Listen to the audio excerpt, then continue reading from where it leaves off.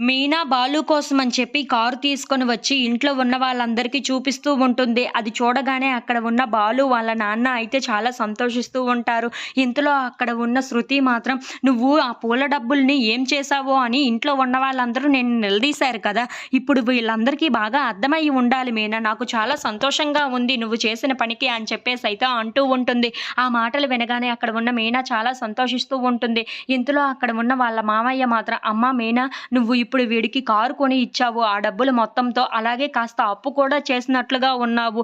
ఎందుకమ్మా ఇదంతా" అని చెప్పేసైతే అంటూ ఉంటాడు. ఆ మాటలు వినగానే అక్కడ ఉన్న మీనా మాత్రం "అదంతా నాకు తెలియదు మావయ్య. ఆయన్ని ఆ రోజు బోనులో నిలబెట్టి అందరూ నిలదీశారు. అలా నేను చూసి తట్టుకోలేకపోయాను. నా దగ్గర ఎలాగో డబ్బులు ఉన్నాయి కదా! అందుకని చెప్పి ఈయనకి ఒక కారు కొనాలనుకున్నాను. అలాగే కారు కొన్నాను. నాకు ఇదే సంతోషంగా అనిపిస్తుంది మావయ్య" అని చెప్పేసైతే అంటూ ఉంటుంది. ఇంతలో అక్కడ ఉన్న బాలు మాత్రం ఈ మీనా, రాజేష్ వాళ్ళు ఏం చేశారో తెలుసా?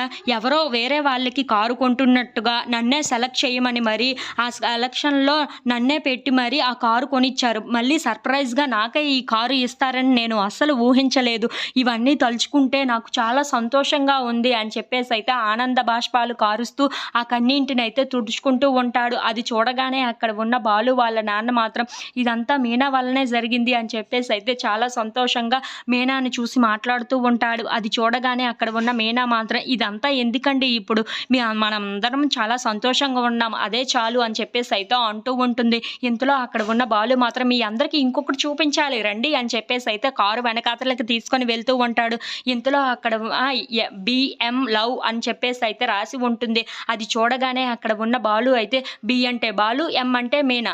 ఇద్దరు లవ్ అని చెప్పేసైతే అంటూ ఉంటాడు. "నాన్న ఇదెలా ఉంది చెప్పు" అని చెప్పేసైతే అంటూ ఉంటాడు. ఆ మాటలు వినగానే అక్కడ ఉన్న సత్యం అయితే "బేషుగ్గా చాలా బావుందిరా! మీ ఇద్దరు ఇలా సంతోషంగా ఉండడమే నాకు కావాలి" అని చెప్పేసైతే వాళ్ళిద్దరిని చూసి అంటూ ఉంటాడు. ఆ మాటలు వినగానే అక్కడ ఉన్న వాళ్ళిద్దరూ అయితే చాలా నవ్వుతూ అక్కడ ఉన్న వాళ్ళ నాన్న వైపు అలా చూస్తూ ఉండిపోతారు.